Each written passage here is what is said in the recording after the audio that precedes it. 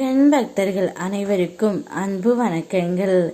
என் அன்பு குழந்தையே, உன்னுடைய வாழ்க்கையில் இழந்து விட்டோம் என்கின்ற எண்ணம் உன்னுடைய துணைக்கு எப்போது தோன்றியது தெரியுமா? உன்னை இழந்த பிறகு அல்ல.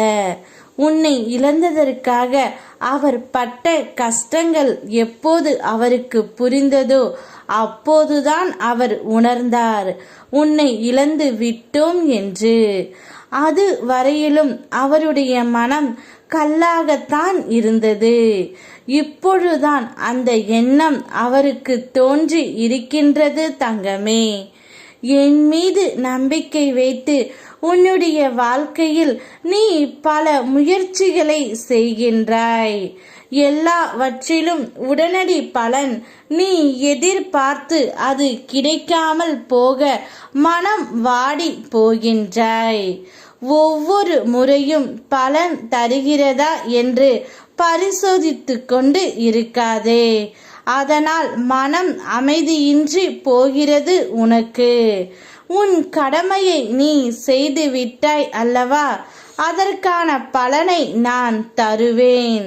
நீ பேசும் வார்த்தைகளில் கவனம் தேவை தங்கமே. உடனே எதிர்மறை வார்த்தைகள் வந்துவிடும். கவனத்தோடு இருந்து கடமையை செய். உன்னை சுற்றி எப்போதும் பாதுகாப்பாய் நான் இருப்பதால் உனக்கான பல நிகழ்வுகள் தானாக நடப்பது போல் நான் நடத்தி வருகிறேன் என்பதும் நீ அறிந்ததே. அடுத்த பயணத்திற்கு தயாராகு. உன்னை அடுத்த கட்டத்திற்கு நான் உயர்த்த போகின்றேன்.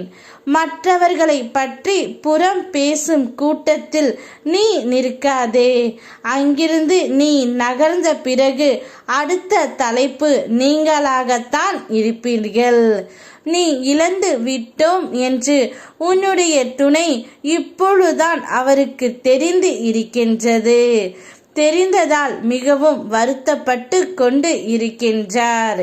நீ கோபப்படாதே தங்கமே.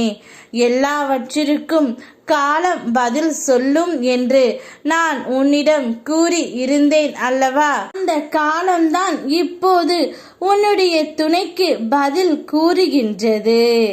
இப்போதுதான் அவர் உணர்கின்றார் உன்னையை இழந்து விட்டோம் என்று. நம் மேல் 1000 பேர் கல் எடுத்து எறியலாம். அதுக்கென்று நம்மால் திரும்ப கல் எடுத்து வீசணும் என்கின்ற அவசியம் இல்லை.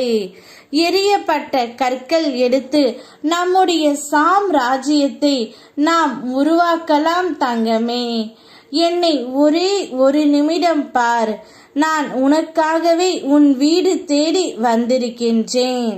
இனி உன்னை விட்டு எப்பொழுதும் நான் போக மாட்டேன். நீ நினைத்த அளவிற்கு உன் வாழ்க்கை தரத்தினை நிச்சயம் நான் மாற்றி தருவேன். உன்னுடைய துணையும் மனம் மாறி வருவார். யாம் இருக்க பயமேன். ஓம் முருகா.